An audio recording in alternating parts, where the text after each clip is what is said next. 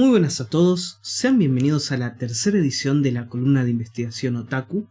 Hoy vamos a tener un videito bastante largo por lo que estoy viendo, así que vamos a arrancar directamente. Vamos a sacar las notas, vamos a sacar un poquito, déjenme que muevo esto por acá, o me organizo un toquecito yo. Ok, hoy tenemos un texto nuevo. Hoy el texto de hoy va a ser The Common Sense That Makes the Otaku, Rules for Consuming Popular Culture in Contemporary Japan, de Tian Huat Kam, si así es como se pronuncia. Si no se pronuncia así, perdón, pido disculpas. Ok, ¿qué es este articulito que nosotros tenemos acá? Ayer leímos Otaku Fandom Otaku, Fandom and Otaku de Miranda Ruth, y noté que se citó mucho este texto de acá, así que decidí que era un buen paso para sería una buena decisión tomarlo como mi siguiente texto a leer. Más que nada también porque leí cosas que se me hicieron, no sé si interesantes, pero curiosas en Fandom and Otaku que citaban a este nuevo texto. Así que nada, me lo leí. Es un texto un poco más pesado, más denso, en el sentido de letrita más chiquita, sin ningún tipo de espacio. Un poquito más largo, siguen siendo 24 páginas, tampoco es una locura, pero hacer las notas y organizar todo me tomó su tiempo.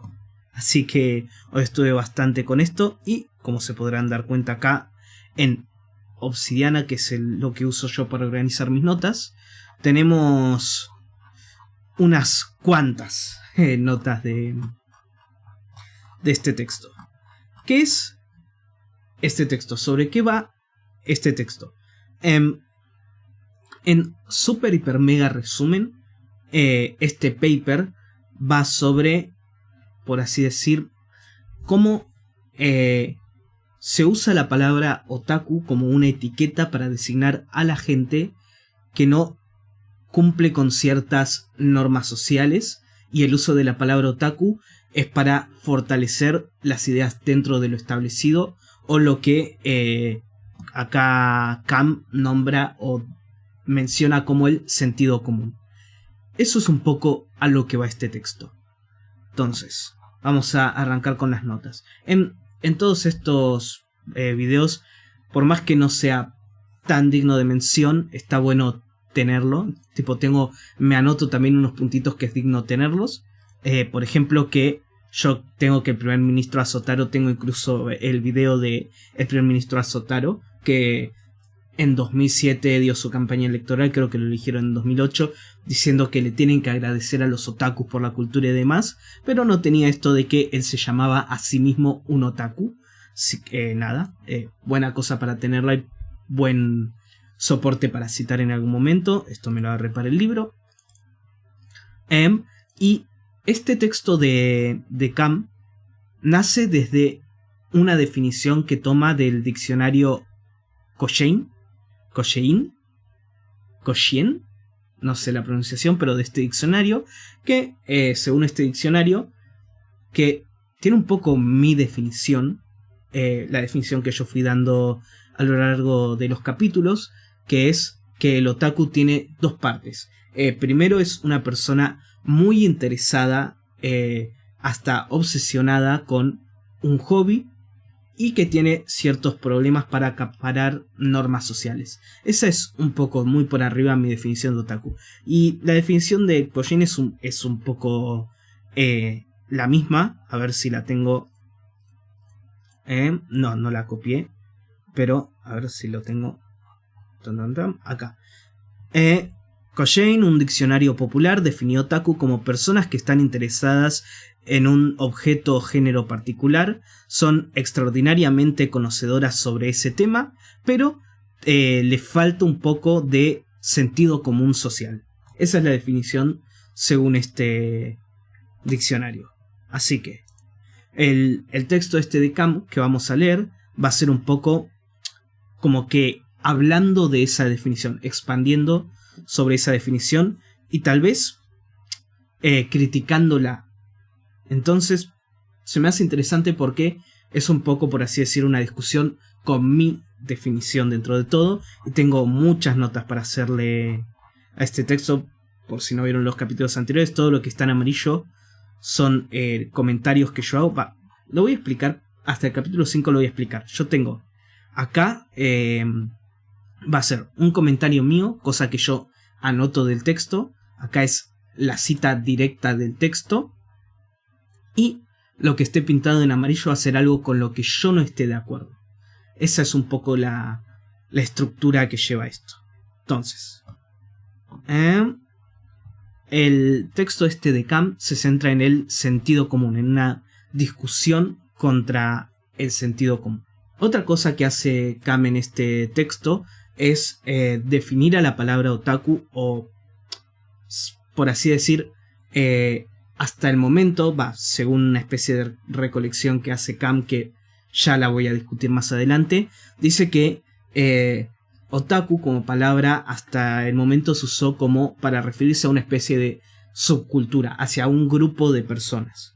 Que hay un grupo de personas que esos son los otakus. Lo que dice Cam en este texto es que no es un grupo de personas, no es una subcultura el otaku, sino que es una etiqueta, una especie de etiqueta que se le da a cierto tipo de personas, que es distinto a un grupo. Si uno habla de un grupo, uno habla de, por así decir, un conjunto de personas con valores similares. Si uno habla de una etiqueta, uno no habla de un conjunto de personas, por así decir, organizado o similar. Solo cuando uno habla de una etiqueta, habla de un grupo de personas que tienen una característica. Por ejemplo, hay gente que es alegre. Una etiqueta de decir es alegre. No hay un grupo de personas alegre. Vos conocés una persona que es alegre, que es que tiene valores totalmente distintos a otra persona que también es alegre. El uso de Cam, de otaku, dice que hay que desviarse de el uso de la palabra otaku como para definir a un subgrupo de personas coordinadas, organizadas o por lo menos con valores similares, y hay que empezar a usarlo como una etiqueta. Más adelante, no sé si es lo siguiente que tengo, es literalmente lo siguiente que yo tengo en las notas. Obviamente yo estoy de acuerdo con esta idea de el otaku como etiqueta. ¿Por qué? Porque si lo tratamos de ver al fenómeno otaku como un grupo, no sé qué tienen en común, porque dentro del otaku uno tiene los otakus de los trenes, ¿no? Si uno recuerda el texto inicial de Akio Nakamori en 1983, habla de los otakus de los trenes, por poner un ejemplo. No sé qué tiene en común el otaku de los trenes con el otaku del anime. No son un grupo que estén conectados. No sé si el otaku de los trenes fue en 2008 a Akihabara a bailar con el Hare Hare Yuki Dance. No sé si tienen los mismos valores o siquiera tiene sentido agruparlos como si fuesen parte del mismo grupo. Sí tendrían que tener la etiqueta de otaku. Entonces eso es lo que significa usar otaku como etiqueta, lo cual se me hace el uso correcto de la palabra a mí también. Ahora, Cam, si recuerdan, en el texto anterior que nosotros leímos, en el anterior Fandom and Otaku, en ese artículo se usaba mucho el otaku, o se definía el otaku mucho a través de su consumo, a través de lo que consume. Cam va directamente a eso. ¿Qué pasa?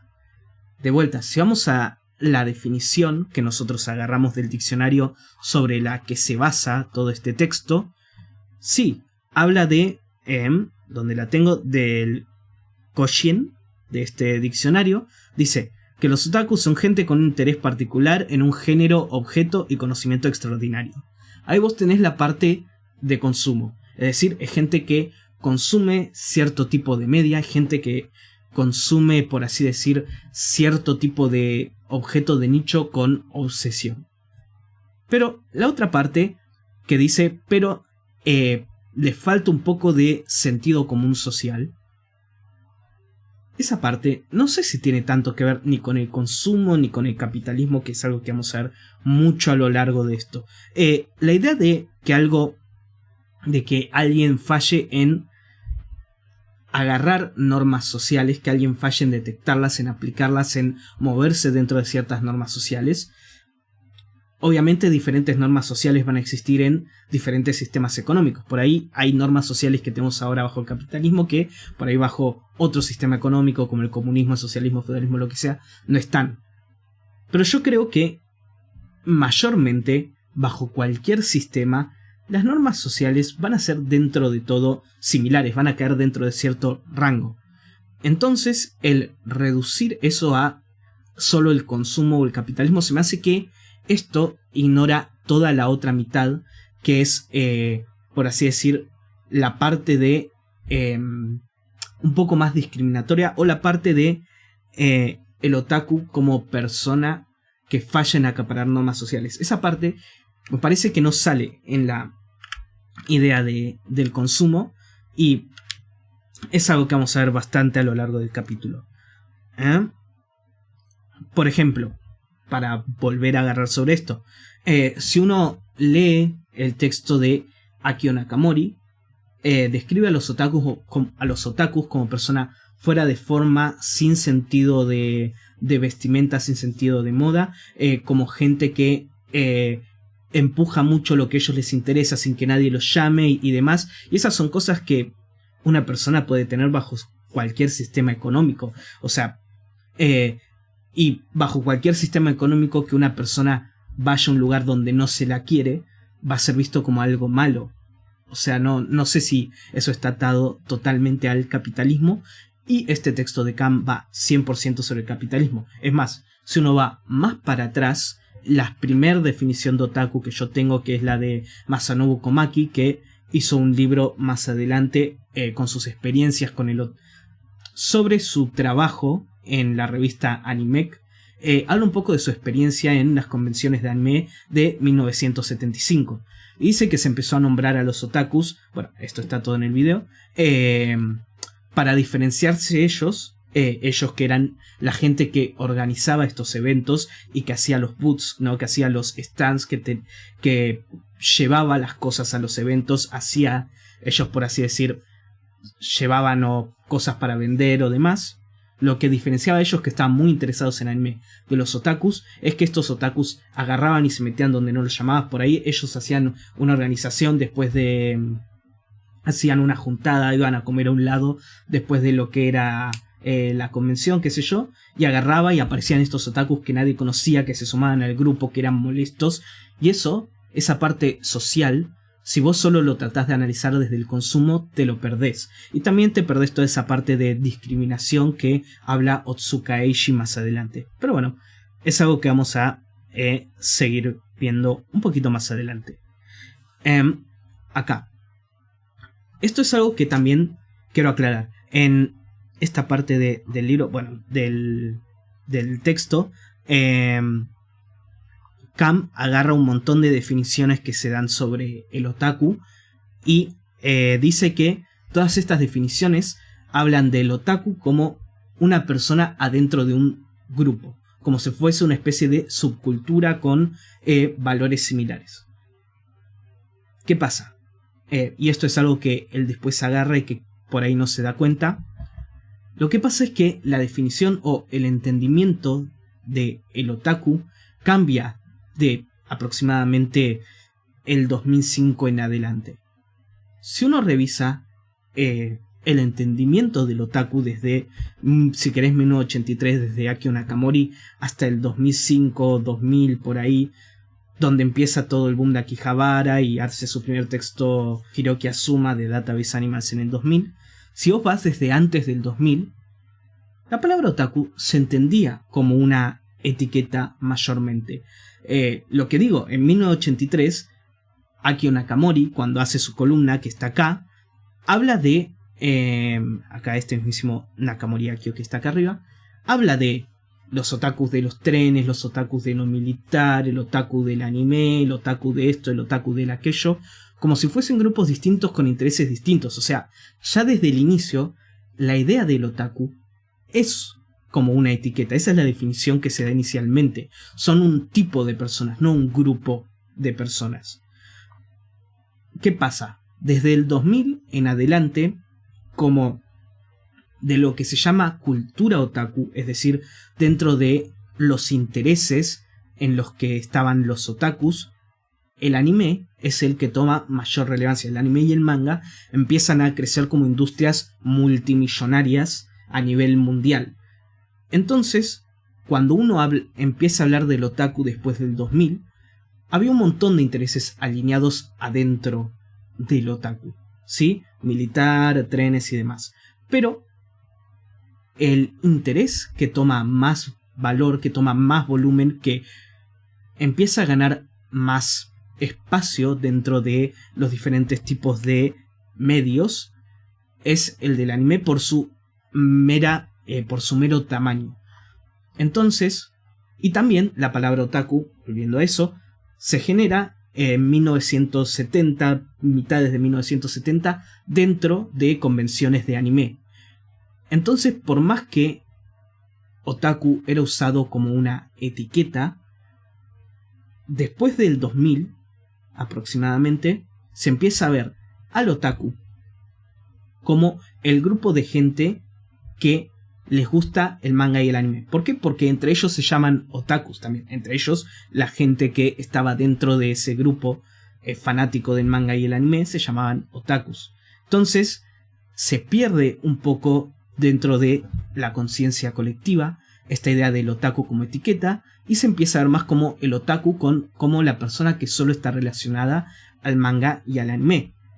Entonces, si vos ves todos los análisis del 2000 en adelante, no todos, o sea, hay como que una tendencia a hablar de el otaku como el fan del manga y el anime, porque es por lo que la palabra otaku es más conocida, porque está atada al fan del manga y el anime.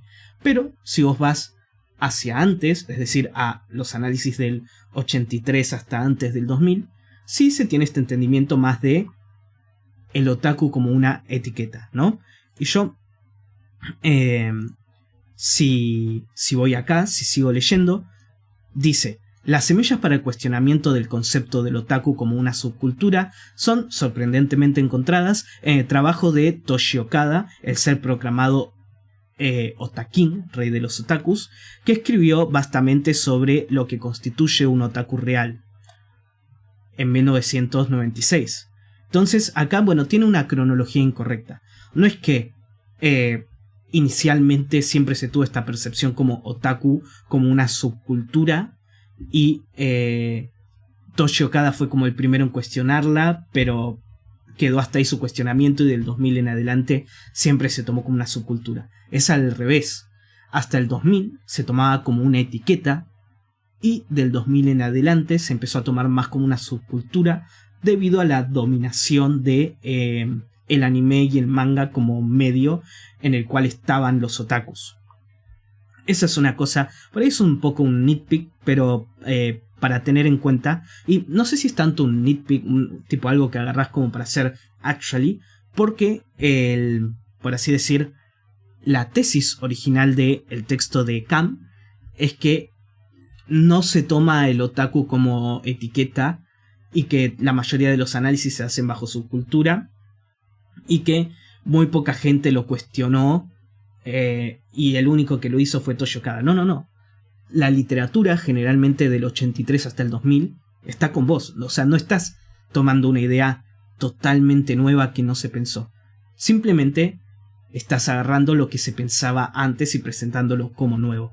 Eso es algo que me gustaría que se tenga en cuenta.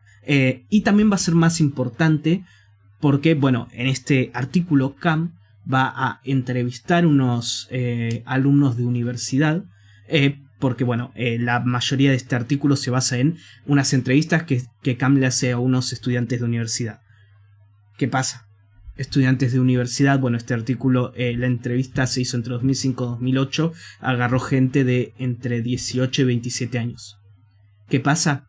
La gente de entre 18 y 27 años es la gente que está dentro de lo que Toshi Okada llama la tercera generación de otakus, que son los que tomaron las calles de Akihabara.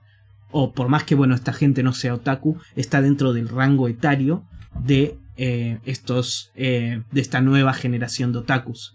Entonces, dentro de las entrevistas que hace Cam, puede ser que las viejas perspectivas de lo que era un otaku como etiqueta, por ahí no estén presentes en la nueva generación, que lo ve más como el grupo de personas que están en las calles de Akihabara. Porque puede ser que esa sea la percepción que se tiene en el momento. En las entrevistas que hace en este paper son todas de entre el 2005 y 2008. El boom de Akihabara es en el 2005 y termina en el 2008. Entonces, en este momento había muchas cámaras en la gente que tomaba las calles de Akihabara haciendo los bailes de anime. Y por ahí, y acá es cuando está más fuerte la percepción del otaku como los tipos de la subcultura que están tomando las calles de Akihabara. Entonces eso también es algo a tener en cuenta. Entonces, sigamos. Siguiente nota.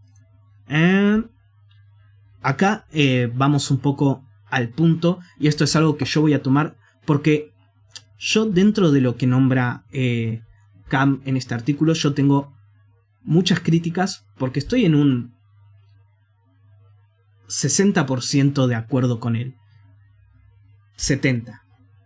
Pero las críticas que hago se me hacen interesantes y los puntos que levanta que yo no tenía antes también se me hacen interesantes.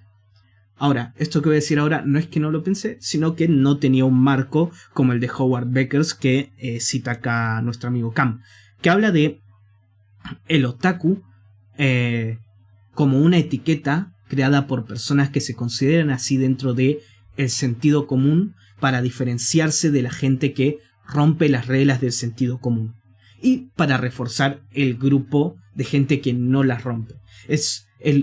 Básicamente la tesis de este artículo se basa en que la gente dentro de lo denominado sentido común, que impone ciertas reglas que son dentro de todo bastante amorfas, no son tan sólidas porque el sentido común no es algo sólido y estricto, pero la gente dentro de ese sentido común utiliza el otaku, la palabra otaku, la etiqueta otaku, como una herramienta para separarse de los que rompen estas reglas y para reforzar el grupo, para marcar, miren, ellos son los raros, ellos son los otakus, nosotros la gente con sentido común estamos bien.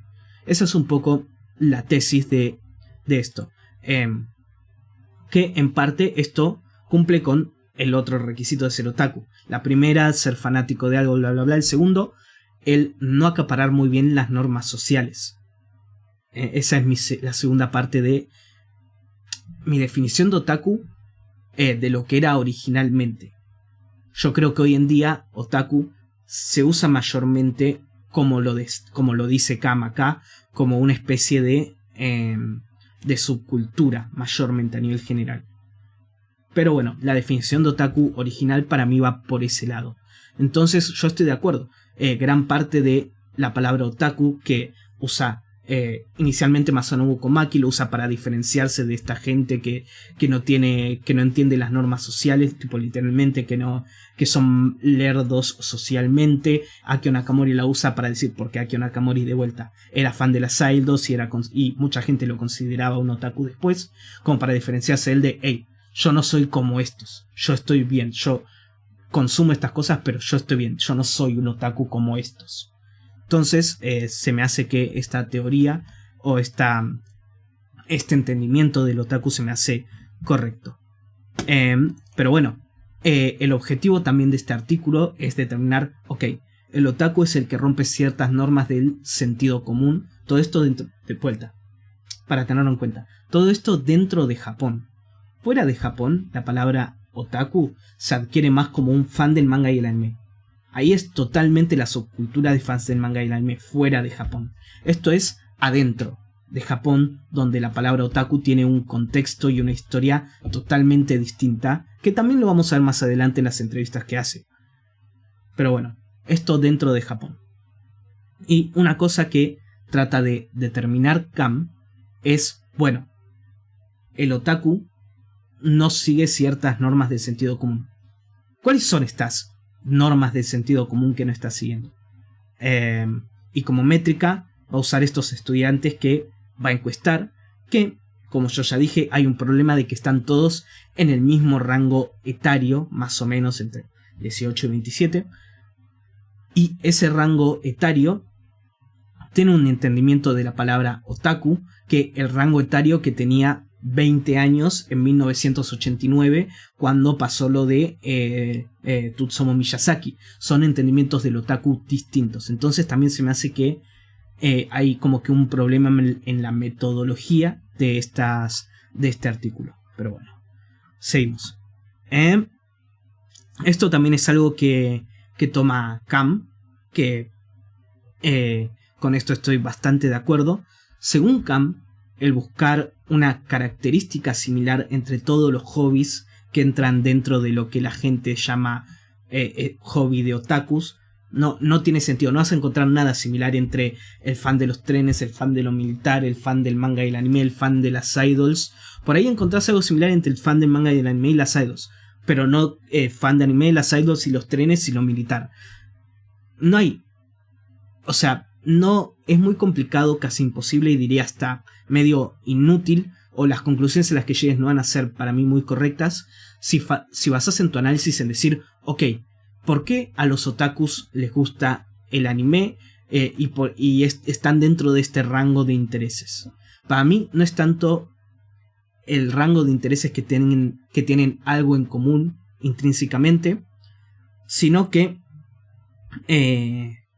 para mí la característica del otaku, cómo se define el otaku, nace de el juzgamiento del otro. Como dice acá Cam, la gente con sentido común utiliza el otaku, la palabra otaku, la etiqueta otaku, para juzgar a los que están fuera de ese sentido común. ¿Qué tienen en común si la mayoría de los hobbies que están dentro de los intereses normalmente de los otakus? Que son hobbies no tan aceptados socialmente. Esto es lo que dice Otsuka Eishi también en...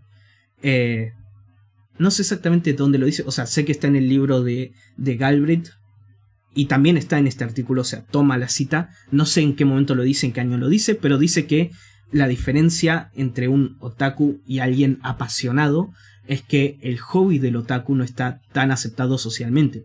Es decir, vos nunca vas a tener un otaku del fútbol. ¿Por qué? Porque es normal que la gente esté muy metida en un deporte y le dedique horas, dinero, tiempos, con todo lo peligroso que es. Bueno, por ejemplo, en Argentina hay ir a la cancha, que puede tener un montón de riesgos. En México, que se mata gente dentro de la cancha y demás. Eso, aunque si esa pasión se pusiese dentro de otro hobby, sería entendido como otaku. Cuando se habla del fútbol o del gimnasio, por ejemplo, la gente que es los bodybuilders, o por ahí no sos bodybuilder, pero vas al gimnasio todos los días constantemente religioso, estás haciendo la dieta especial de keto para... No hay, a esos no se los considera otaku porque están haciendo cosas, hobbies aceptados dentro del sentido común, ¿no? Entonces, aunque no haya ninguna similitud que englobe todos los hobbies en los que están los otakus, sí tienen la similitud en que no son hobbies tan socialmente aceptados. Que creo que eso es algo que a lo que trata de llegar Cam, pero no llega totalmente a la conclusión. Siguiente. Acá algo en lo que yo agregué que no, esto lo debería pintar en amarillo, porque esto lo agregué yo, no está en el texto. Un segundito. Acá Cam cita a este Becker, que realmente no sé mucho de la historia de este Becker. O sea, mi conocimiento llega hasta el otaku ya cuando se habla de sociología, antropología y demás, y nombran a una persona que por ahí yo debería conocer. Perdón, no lo tengo. No, o sea, yo solo leí cosas sobre el otaku, perdón. Pero bueno, según este Becker, esta etiqueta que se le dan a los que están afuera de lo determinado como normal es una... bueno, el término en inglés es una self-fulfilling promise. No, self-fulfilling... no lo tengo.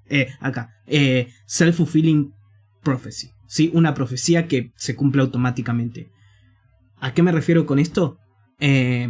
Si a una persona se le dice, che, vos sos un otaku, vos sos raro, vos no sos normal como nosotros, eventualmente esa persona se va a sentir rara, no va a ser aceptada dentro de ciertos marcos de gente normal, más o menos, tampoco tan estricto, pero puede ser que un poco, por ahí se sienta un poco alejada de lo estándar, y eso hace que se desvíe. Esto pasa mucho con esta idea de cuando a una persona, bueno, Becker lo usa en el sentido de cuando una persona se la considera como una desviada, que está desviada dentro de lo normal. Entonces, cuando a una persona se la considera desviada dentro del círculo de lo normal, también esa persona, en ese sentimiento de otredad, de ser alejada, se aleja de lo normal y se convence a sí misma de, bueno, yo debo ser raro, yo debo ser un otaku, ¿sí? Si ustedes se acuerdan, en el final de mi video agarro una parte del texto de Toshi Okada, de un capítulo que él escribió, y él habla de el otaku como, o de la palabra otaku como un campo de prisión, ¿sí? Un campo de concentramiento en el que tiraban a la gente que consideraban rara, ¿sí? Entonces, es Toshi Okada, ahí está describiendo esta self-fulfilling prophecy de Beck. Es, ok, los tiraban ahí, tiraban a este campo a gente, es más, me acuerdo exactamente la cita sexual, tiraban a este campo a la gente que veían como un poco deprimida, un poco fuera de las normas, la tiraban ahí y no tenían más que adaptarse adentro de ese campo. Y una vez estando en ese campo, al ser llamadas otaku, agarraban y bueno, como eran otakus, empezaban a aprender de los hobbies que estaban considerados como hobbies de otakus. ¿Por qué? Porque ya los tiraron adentro de ese campo. Es una self-fulfilling promise, self-fulfilling prophecy, una profecía que se cumple sola. Vos sos un otaku. Yo no soy otaku, no me interesan estas cosas. No, bueno, vos sos un otaku. Bueno, supongo que soy un otaku. Literalmente esa es otra frase que agarra Toshi Okada en su artículo. Dice en su libro El otaku ya está muerto, que escribió en 2008, en ese capítulo que yo agarré para mi video, agarra y dice que se cansaron de discutir que lo que ellos hacían no era raro, se cansaron de decir que, pero Gundam es un buen anime, se cansaron de esa discusión y que eventualmente la discusión pasó a ser, sí, me gusta Gundam porque soy un otaku, me gusta Gundam porque soy raro, ahora déjame tranquilo. Eso que nombra Toshi Okada en su texto se encaja con esto que nombra acá, con la idea de la profecía que se cumple sola, de en el momento que te nombran como fuera de un grupo, automáticamente como dice acá Beck, hay varios mecanismos que conspiran para transformar esa persona a la imagen que se tiene de ella. Hay mecanismos que transforman, que se mueven para que esa persona que se consideró desviada por parte del grupo, por así decir, se transforme, aunque no lo sea, en una persona desviada al alejarse de esa normalidad, al ser echada de esa normalidad. Entonces, nada, esto es interesante porque le da un marco teórico dentro de la sociología a lo que dice Toshi Okada, que le pasó en él al momento de describir qué era un otaku, ¿no? Y también esto se coincide con un hilo que yo ya escribí en su momento. Un segundito. Acá lo tengo. Un hilo que yo escribí en su momento, que es bueno, con la parte de abajo de este hilo, que es, mucha gente dice, el anime es raro, estos japoneses son todos raros, y bueno, el anime lo hacen los japoneses, así que es raro. Yo digo, no, el anime es raro incluso dentro de Japón, porque los que hacen anime son personas marginales. ¿Por qué son personas marginales?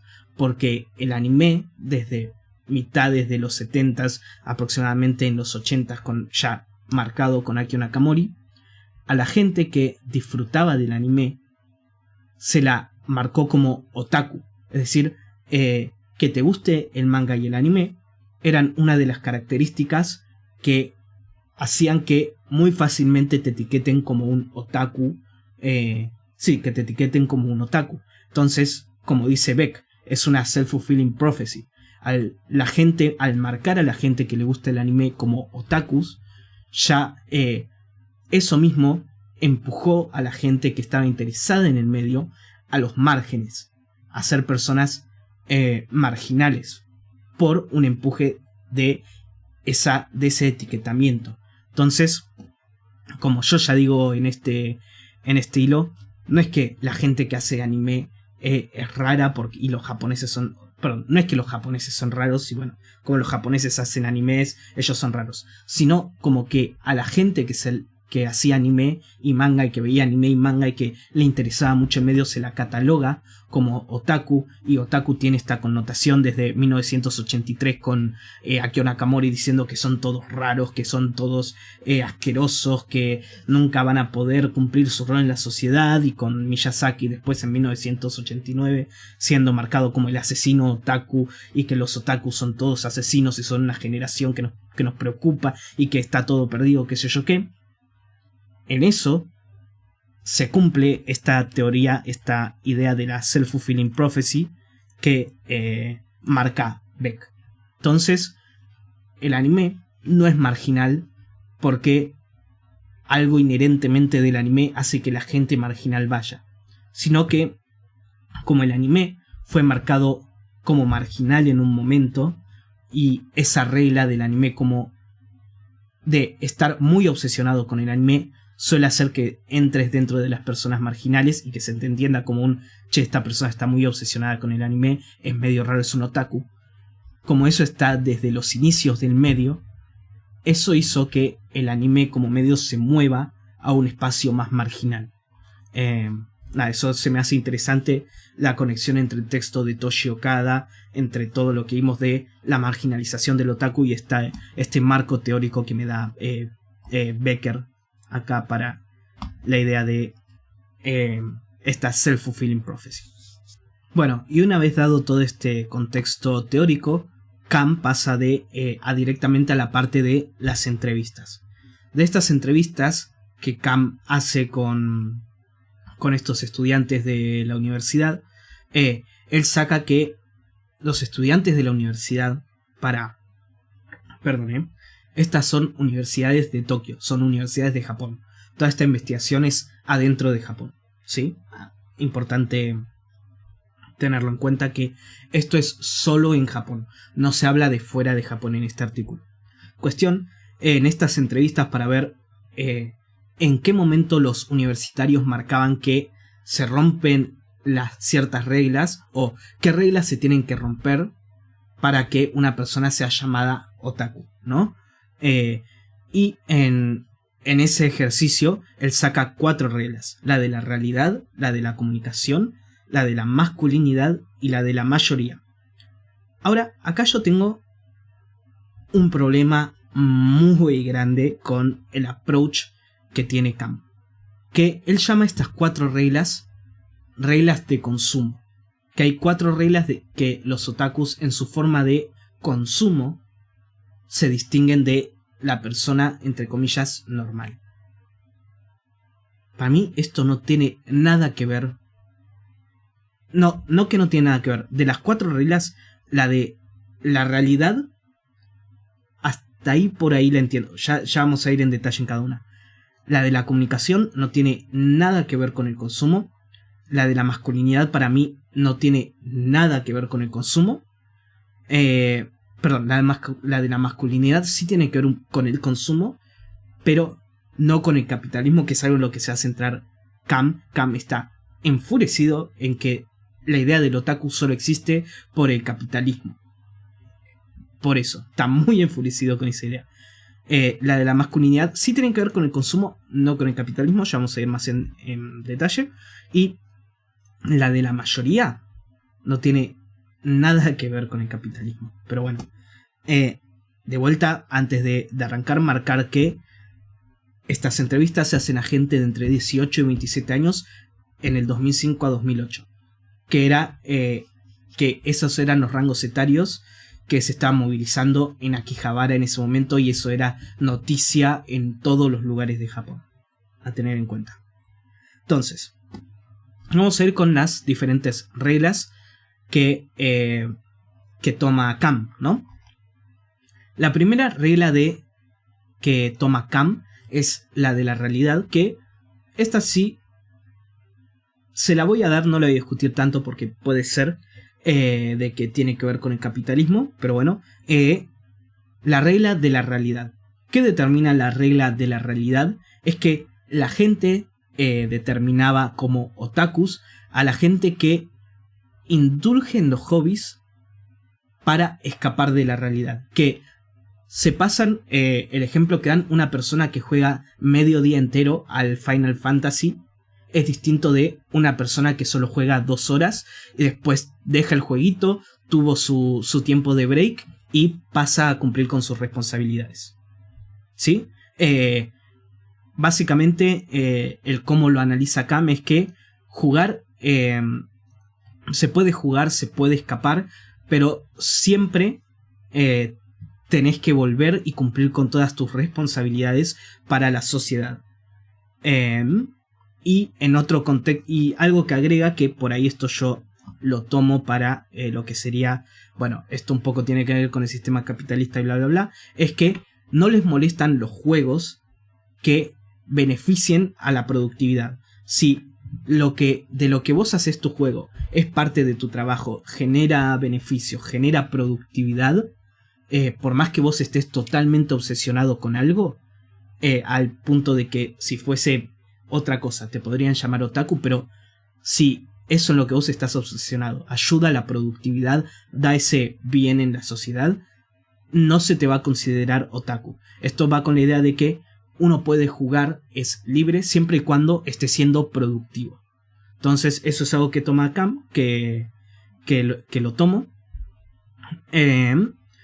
Pero otra cosa que también nombran los estudiantes, que para mí no tiene nada que ver con no tiene nada que ver con el capitalismo, es que dicen que no solo basta que vos seas productivo, sino que también te tenés que mantener como un miembro productivo de la sociedad.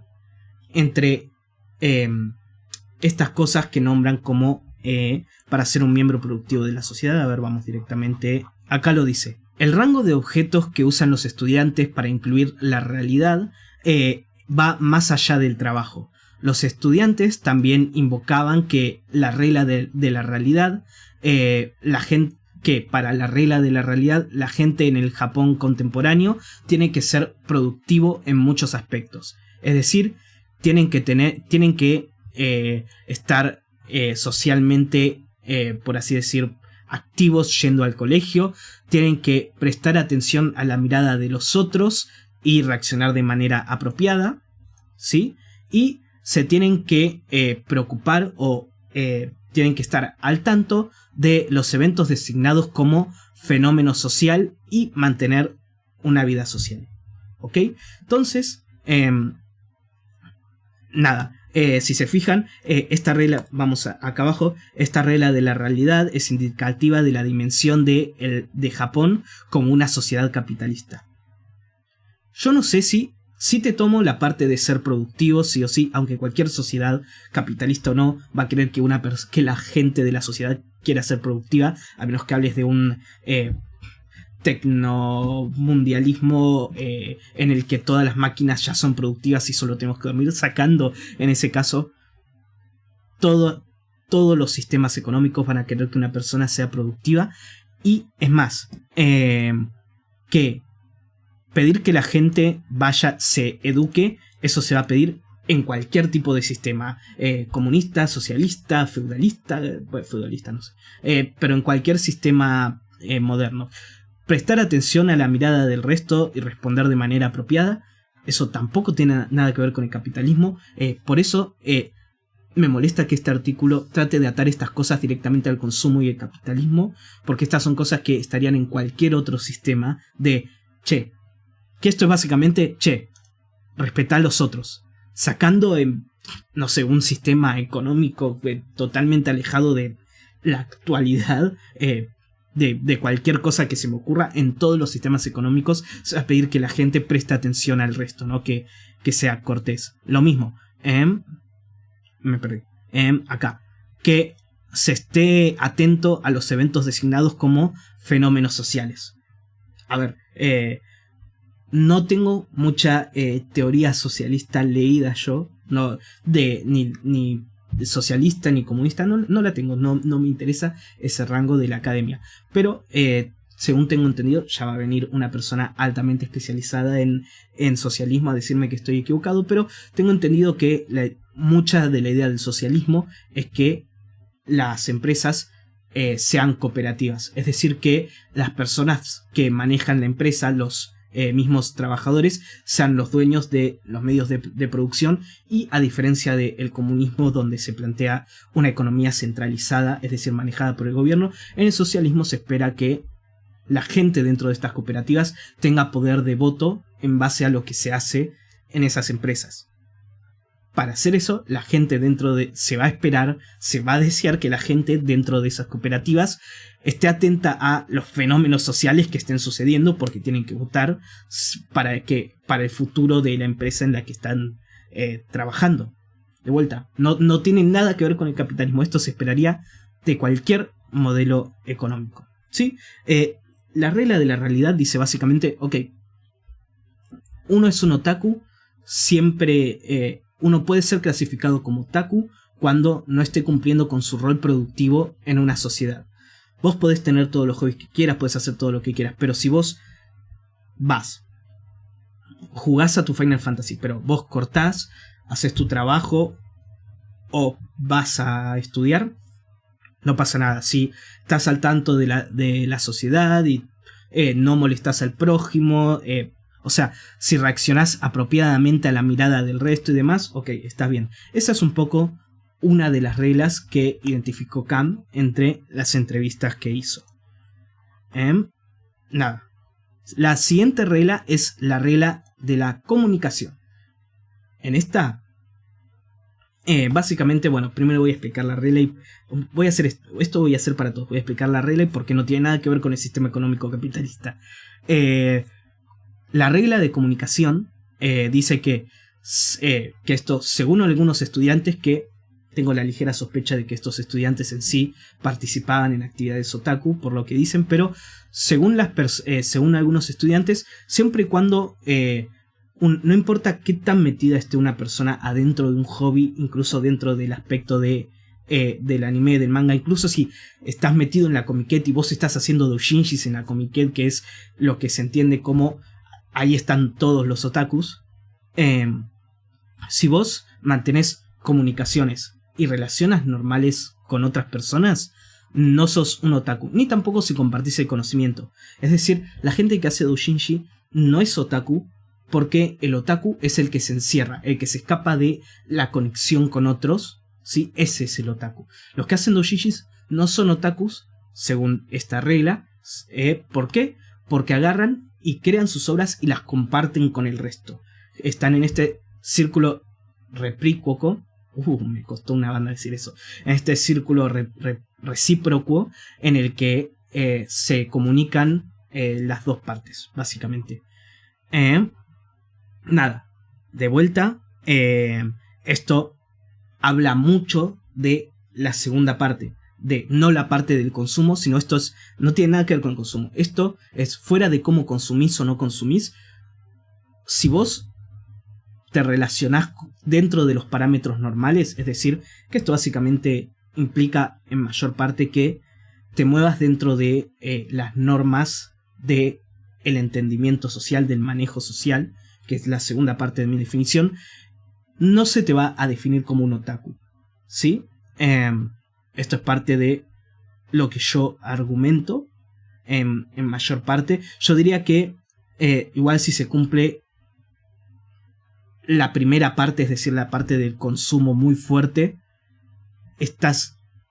no me sorprendería que se use la etiqueta otaku, pero bueno, acá dicen que, ok, si vos no cumplís con la segunda parte de ser socially awkward, no sos otaku. ¿Qué es lo que dicen acá? Bueno, acá en el artículo habla acá de diferentes ejemplos que dice acá, la regla de la comunicación. Va en todo detalle acá como... no solo acá habla específicamente de la Asociación de Juego Internacional, dice lo importante que es la comunicación en los niños para jugar. Si no se comunican, eso, por así decir, identifica ya un montón de factores del relacionamiento y si hay algún problema en el infante y demás. Nada. O sea, esto acá me molesta que vaya con el capitalismo, porque acá no habla nada de capitalismo, habla de esto del juego en la sociedad, qué sé yo qué. Y un segundito, acá. Una regla que marca la comunicación como súper importante en el juego y el consumo es, yo sugeriría, también muy pertinente en un Japón que está experimentando su transición a una etapa del capitalismo donde el trabajo inmaterial es muy importante. Acá que está diciendo como el comunicarse con otros es importante para el trabajo inmaterial que lo nombra acá, esto tiene que ver con el capitalismo. A ver, pero, la comunicación es... O sea, no, creo que no hace falta que diga esto. De vuelta, tal vez en un futuro transhumanista, tecnodistópico, en el que todos estemos atados a la Matrix, ahí no importa la comunicación, ¿ok? Por ahí en ese modelo económico sí. Pero que una sociedad trate de reforzar la comunicación es importante para cualquier modelo económico. Ustedes se preguntarán, ok, Armin, ya entendimos.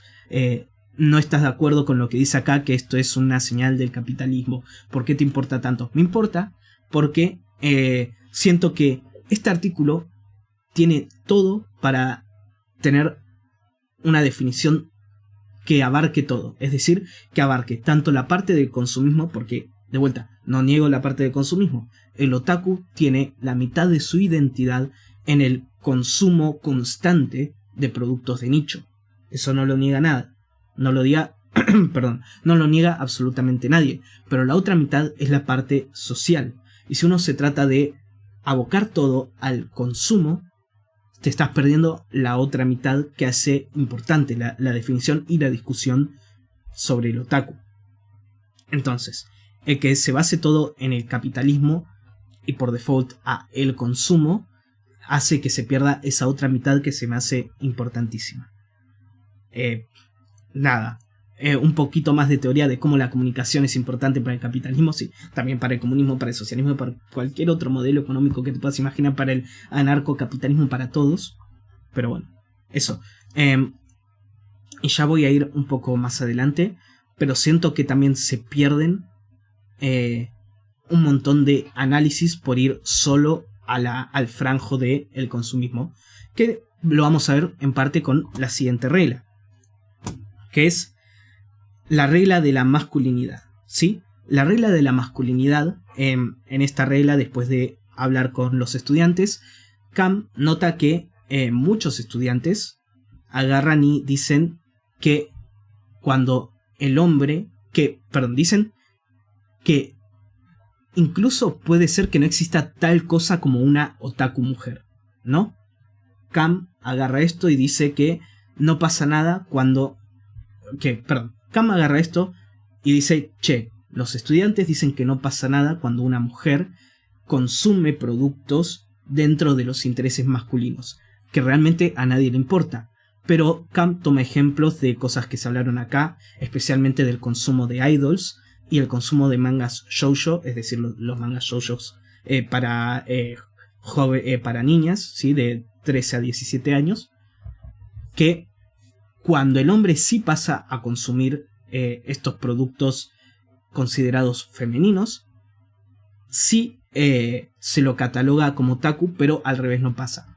Cam habla acá, utiliza un marco teórico de, ahora no me acuerdo a quién cita, realmente debe estar por acá, a Sandra Lipsitz, no la conozco, de la idea de que esto tiene que ver con el consumo, porque en el consumo capitalista los intereses masculinos, es decir, las cosas que consumen los hombres, se ven como superiores y lo que consumen las mujeres son inferiores. Entonces, que un hombre consuma lo que consume una mujer se ve como raro, como algo fuera de las normas, por lo tanto se lo cataloga otaku, pero cuando una mujer consume lo que consumen los hombres dentro del rango de intereses que suelen ser asociados a los hombres, que ahí no hay problema porque se considera el consumo masculino como un consumo superior.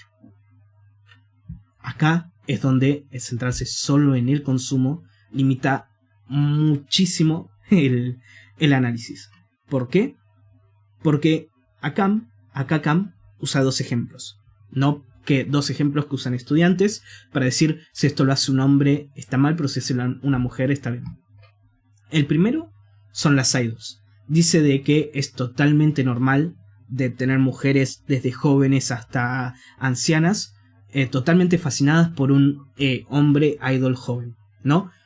Que eso es normal, que los estudiantes eso lo ven como normal, pero que esta gente súper obsesionada, estos hombres obsesionados con idols mujeres japonesas, no sé por qué agregué japonesas al final, idols jóvenes, eso sí lo ven como disgusting.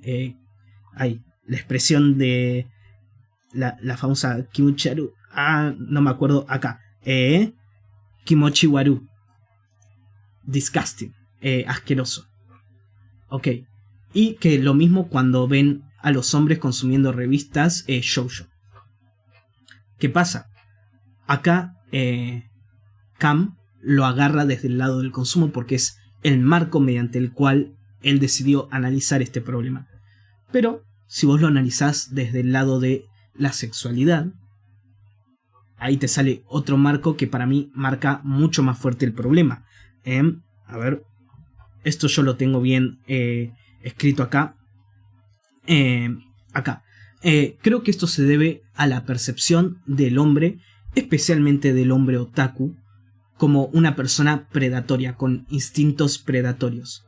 Desde 1983, en el contexto que nace la columna de Akio Nakamori, cuando se escribe la palabra otaku en una revista por primera vez, nace en el contexto de la Comiket, que estaba pasando en 1983, el boom del lolicon, ¿sí? O sea, y en la primera vez que Akio Nakamori habla sobre el otaku, habla de todos estos fans de los dibujos de Hideo Azuma. Hideo Azuma es conocido como el padre del lolicon, que iban corriendo con esos dibujos y que se le hacía asqueroso y bla bla bla, y espantaban a las mujeres.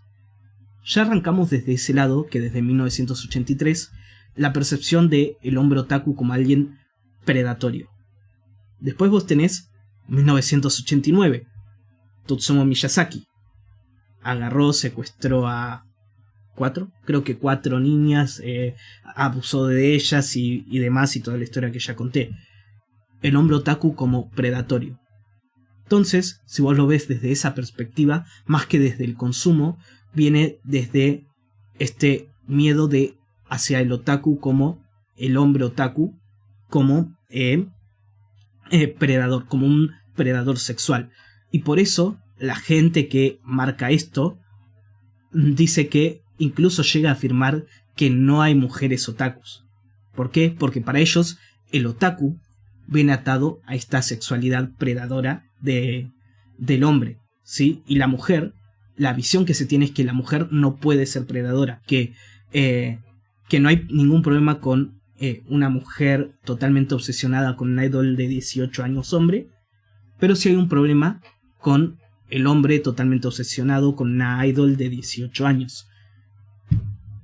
Acá creo que Cam está totalmente errado, que viene más de esa percepción de el hombre otaku como posible predador sexual desde el principio, desde 1983, con Miyazaki y demás, que del lado del consumismo y del capitalismo.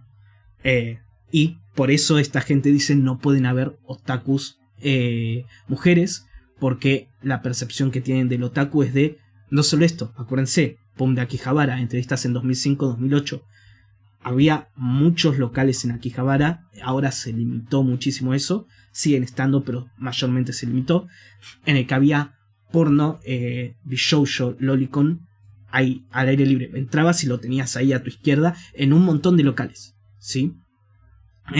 Esta percepción de el otaku como predador sexual estaba muy presente. Entonces, acá de vuelta, creo que falla para mí totalmente en su análisis Cam.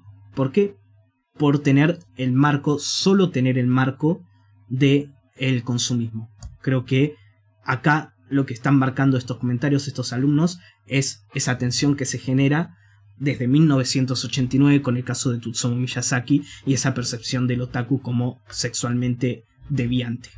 Entonces, acá no estoy para nada de acuerdo con el análisis que hace Cam. Ok, y la última regla que toma Cam es la regla de la mayoría. Otro análisis con el que no estoy de acuerdo que hace. Sí, esto es algo a tener en cuenta. Estoy de acuerdo con las observaciones, es decir, con que existe este sentimiento mediante estos adolescentes, mediante estos jóvenes adultos. Existe este sentimiento. ¿Por qué? Porque él lo está documentando. Existe y estoy de acuerdo. Yo acá con lo que no estoy teniendo un acuerdo es con el análisis que usa Cam sobre esos análisis o sobre esos, por así decir, findings. Ahí no estoy encontrando la traducción para findings, pero con esos hallazgos objetivos, o bueno, son subjetivos porque vienen de entrevistas, pero con esos datos que él consigue de las entrevistas. Que esto es también bueno para tenerlo en cuenta. A veces uno, dependiendo el área de expertise, ponele, yo no haría esto si fuese un paper científico. ¿Por qué? Porque si es un paper científico y más sobre algo que yo no tengo entendimiento, ejemplo, no sé, por ponerte un ejemplo, vacunas, porque más allá de los hallazgos objetivos, el análisis de esos hallazgos es muy especializado, ¿sí? Acá, al ser un tema más social, no estoy de acuerdo en el marco que se utiliza para hacer estos análisis, y creo que como persona, por así decir, que está metida dentro del mundo especialista, no sé porque no soy sociólogo, nada, pero sí como persona metida dentro del mundo, metida dentro de los espacios culturales que se están estudiando, yo podría ser incluso objeto de estudio de estos análisis. Creo que tengo una insight, de vuelta a las palabras inglés porque esto está en inglés, tengo una forma de verlo que puede contribuir. Entonces esto con cosas sociológicas en las que uno está altamente experimentado y incluso está adentro de lo que se está analizando culturalmente. No con cosas de evidencia científica dura en las que se necesita un marco de conocimiento más grande, ¿sí? Para tenerlo en cuenta. Volvemos. Regla de la mayoría. ¿Qué indica la regla de la mayoría? El cómo Cam lo interpreta es diciendo que los otakus toman intereses en cosas que difieren con la mayoría. Es decir, que los otakus toman intereses con objetos de nicho. Yo lo plantearía al revés, más leyendo las respuestas. Por ejemplo, para tomar esta respuesta. Últimamente el cosplay es único, intenso y parece que hay muy poca gente haciéndolo. Siento que el número de personas haciendo cosplay es bastante pequeño, por lo tanto son otakus. El número de gente es un factor bastante importante para determinar que es un otaku. Esto dice la persona. De esto, Cam saca la definición o la idea. Acá lo tengo. La lógica es que el otaku son personas que toman un interés con pocos participantes, ¿sí? Y, similarmente, la indulgencia en una forma o juego que sea o objeto de consumo que no es muy conocido por mucha gente o no popular, es causa para que se sea etiquetado, ¿sí? Acá él va por el lado de los otakus agarran objetos de interés que no tienen tanta gente detrás. Y acá incluso, o sea, bajo lo que él nombró inicialmente, es más, acá el mismo Cam cita a Otsuka Eishi, que yo ya cité un poquito antes, diciendo que la diferencia entre el manía y el otaku es que el hobby del otaku no es socialmente aceptado. ¿Qué pasa acá? Acá, de vuelta, Cam, al centrarse solo en el consumo, pierde un eje de análisis que es el histórico-social, que es lo que yo ya nombré antes, la idea de la self-fulfilling prophecy. No es que los otakus toman como interés objetos de nicho, es que la gente que tiene como interés objetos de nicho suelen ser catalogados como otaku. De vuelta, el anime hoy en día no es de nicho. En su inicio era un interés de nicho. Al ser un interés de nicho, se separaba de la regla y era fácil catalogarlo como otaku.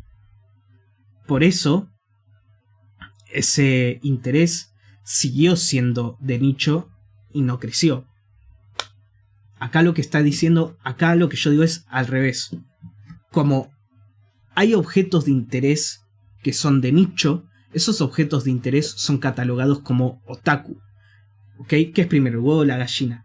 Los otakus van a lugares que tienen intereses que son de nicho, o como hay gente que tiene intereses de nicho, son catalogados como otaku. Para mí es el segundo. Como hay gente con intereses de nicho, estos son catalogados como otaku. No es que el otaku dice, che, esto es de nicho, me interesa, quiero ir en contra de la regla de la mayoría, porque acá de vuelta se contradice. Acá dice, estuvimos hablando de cómo el otaku es etiquetado desde fuera, ¿no? Es etiquetado por la gente dentro del grupo que lo rechaza.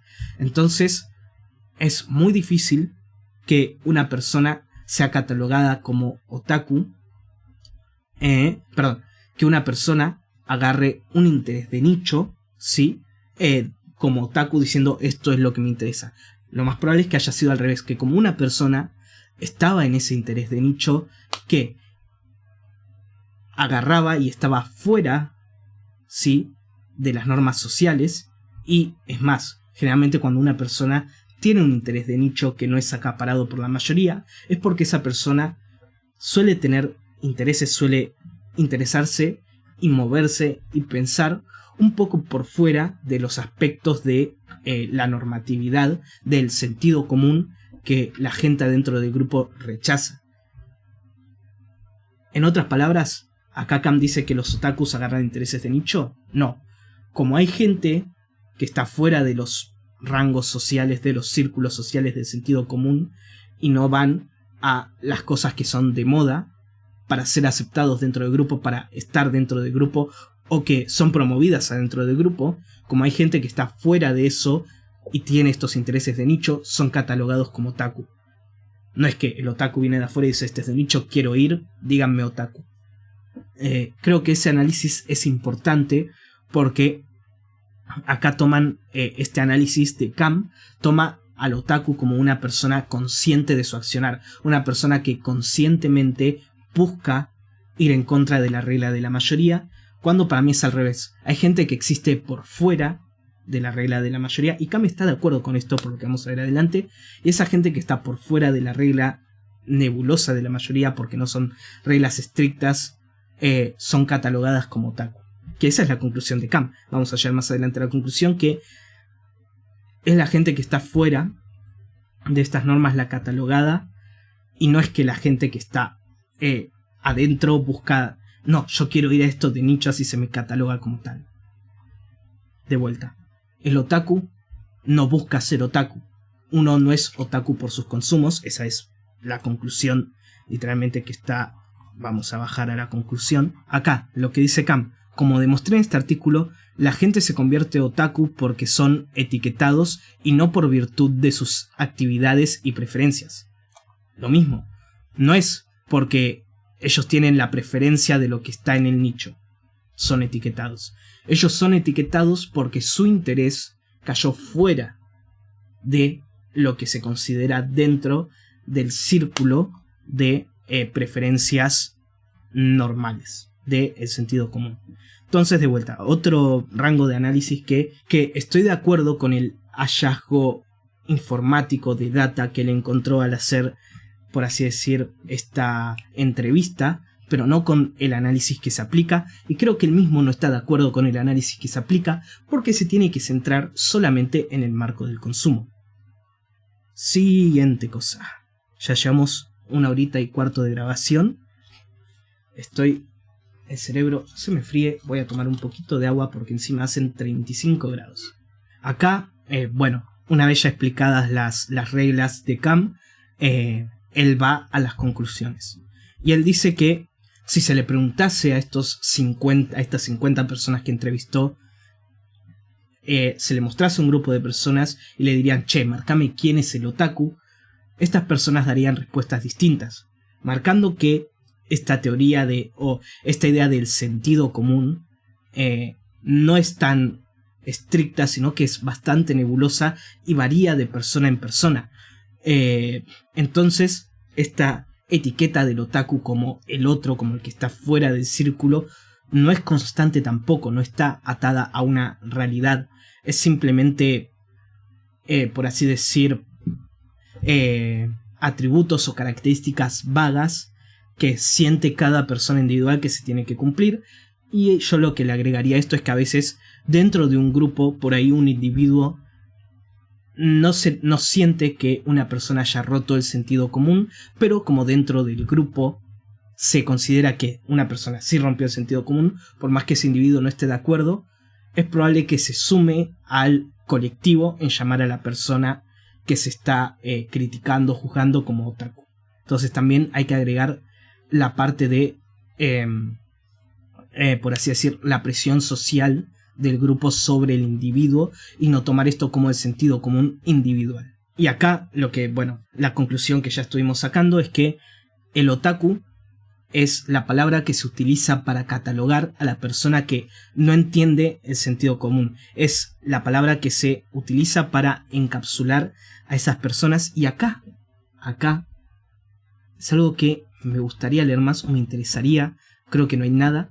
Pero el otaku o la idea del otaku como persona neurodivergente acá dice: estos estudiantes hablan de la gente que no sigue las reglas que ellos invocan como gente patológica, anormal o simplemente raros. Otaku es la etiqueta negativa que se usa para marcar a esta gente. En esto yo estoy interesado. De el otaku como persona neurodivergente. Vos, si escuchás o si lees las definiciones del otaku del 83, incluso hasta acá mismo, hasta el 2005, estas se hicieron en el 2005, yo tengo la idea de, obviamente, también, esto cae en cierto discurso más moderno de persona que no acapara también reglas sociales, como que automáticamente calificarla como neurodivergente, ¿no? No, es que vos tenés esto, eso es algo que está, no sé si de moda, pero muy presente hoy en día. Pero acá está esta idea de el otaku como el anormal, el que tiene una patología. Me gustaría que haya más sobre esto, porque también es algo como que yo también vi de el otaku, que tenés la primera mitad que va sobre su consumo y la otra mitad sobre no acaparar reglas sociales. La mayoría de la gente, la mayoría de la gente, sino toda la gente que sufre de patologías, tiene problemas con acaparar reglas sociales. Entonces, mucha de esta gente entraría dentro de lo que es ser otaku, y también hay estudios que marcan altamente la correlación entre el espectro autista y la sobrefijación en intereses u objetos muy específicos y de nicho. Nada, eso yo no soy, de vuelta, no soy psicólogo ni terapista, entonces yo no me voy a meter en eso, porque no está ni cerca de ser mi rango de expertise, pero es algo que veo y se me hace muy interesante, y que también le da fuerza a, inicialmente cuando Akio Nakamori describe otaku, ¿no? Escribe su columna de investigación otaku, que es de donde sale el nombre de esto. La respuesta de Otsukaishi, que era el editor de la revista y una persona que defendía mucho al otaku, es que es una forma de discriminación. Y si atás esa idea de el otaku como etiqueta discriminatoria, también gana poder el otaku como etiqueta discriminatoria hacia gente patológica, como dice acá, neurodivergente.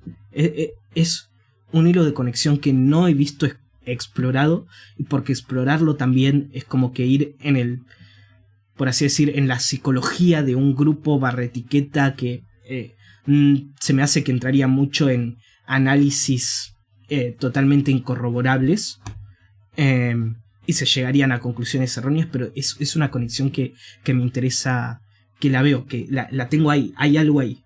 Pero bueno, nada, esto de el otaku como persona patológica me interesa muchísimo.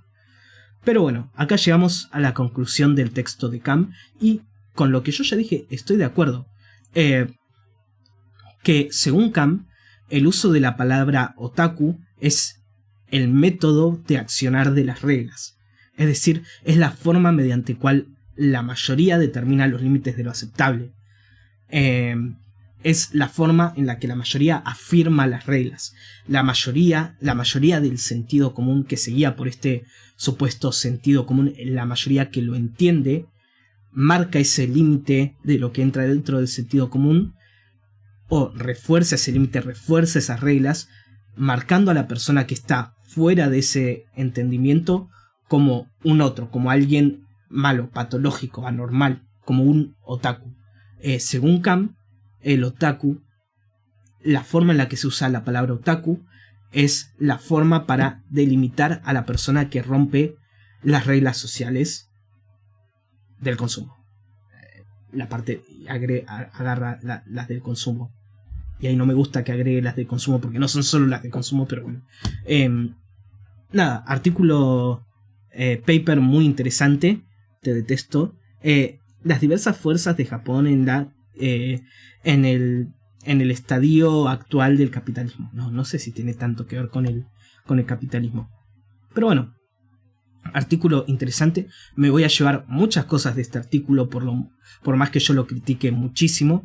Me voy a llevar muchas cosas de este artículo, más la parte de datos de las entrevistas, las respuestas, lo voy a tomar bastante seguramente. El marco que toma Baker para el estudio de la desviación, como él lo nombra acá, también lo voy a tomar, se me hace interesante, y bastantes cosas para tomar de este artículo. De esta idea de el otaku como persona fuera de ciertas reglas sociales y también de consumo. Nada, bastante interesante, me llevo muchas cosas. Estoy totalmente exhausto, llevo 1 hora 22 grabando, me quiero morir. Nos vemos en la próxima.